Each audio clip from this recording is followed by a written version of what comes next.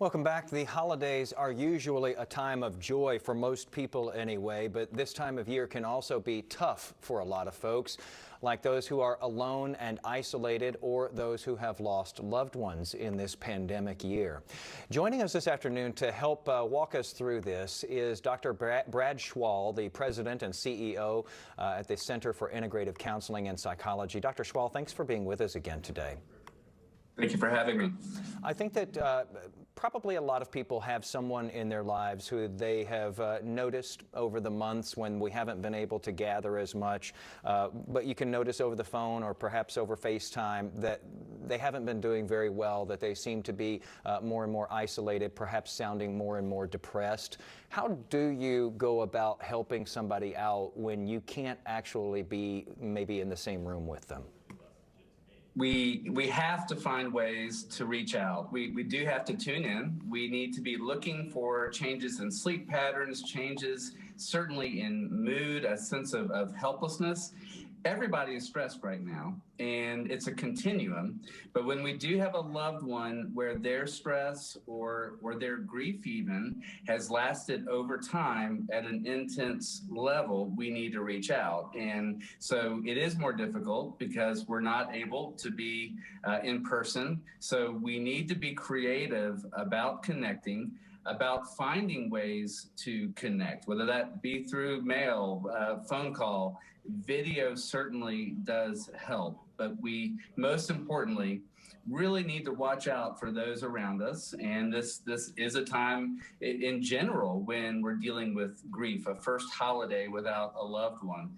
So we need to have a heightened level of attention right now. And Dr. Schwal, if you have, people in your home with you and you're feeling okay these days, it's easy to lose sight of the fact that if someone is sort of sequestered alone and lives alone, just how lonely that gets and how the little things matter a lot more. You mentioned video there, and I know this sounds really hokey, but there's someone in my family who is in that situation where they're so isolated, they're in a different city, and we decided to show them the Christmas decorations around the house by video, and they were surprisingly happy about that. I mean, it's such a simple thing, but it goes so much further during these times where we're just, we don't have anything else to do.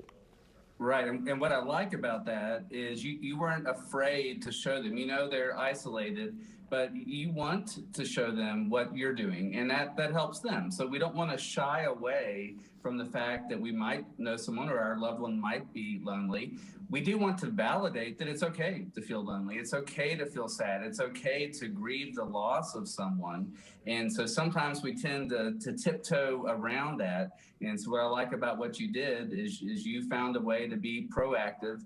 And it's okay that you are with family. But we do need to validate. Denying a feeling does not go anywhere, and it's a part of the stigma around mental health that we believe we shouldn't feel a certain way, or of course we're down, but if we're down over time, even in a pandemic, we need to look at that.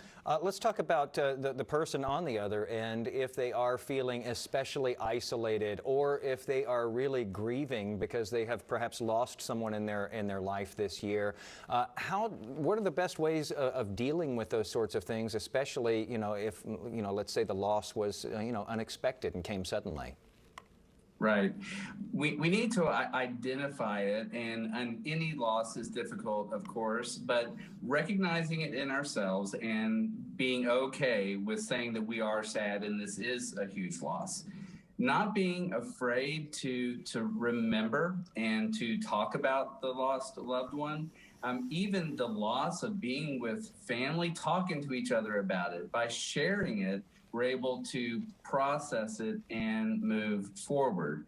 We also need to be sure that we are adopting habits that can help us to be positive each day, to be grateful. Our physical health impacts our mental health, so taking care of ourselves with diet, with exercise. So if you are dealing with loss or a sadness, and there are so many different forms of loss, recognize it, identify it, don't be afraid to talk about it, do some of your same rituals and routines that you've done during the holidays in the past. At the same time, it can be helpful to create some new traditions. And certainly we're going to have to do that and be creative about creating some new traditions. And also important to remember that if you are one of the people going through all of this right now, reach out to someone else and know that you are not the only one who is processing this sort of thing right now. You're not Absolutely. just some Counsel. oddball. Yeah. Yes, absolutely. Counseling is so important. We've got to talk about mental health, and it is okay to talk about it. And I think that conversation really has increased, and people are more open to talking about it. But if you're hurting, reach out for help. Reach out for counseling. Reach out to a faith leader, your faith community. Tell somebody, because there is help. There are ways that we can grow and learn and find finally hope, and that's what the holidays are about. Dr. Brad Schwal, the president and CEO of the Center for Integrative Counseling and Psychology. Thanks for being with us today. Really hope that helps.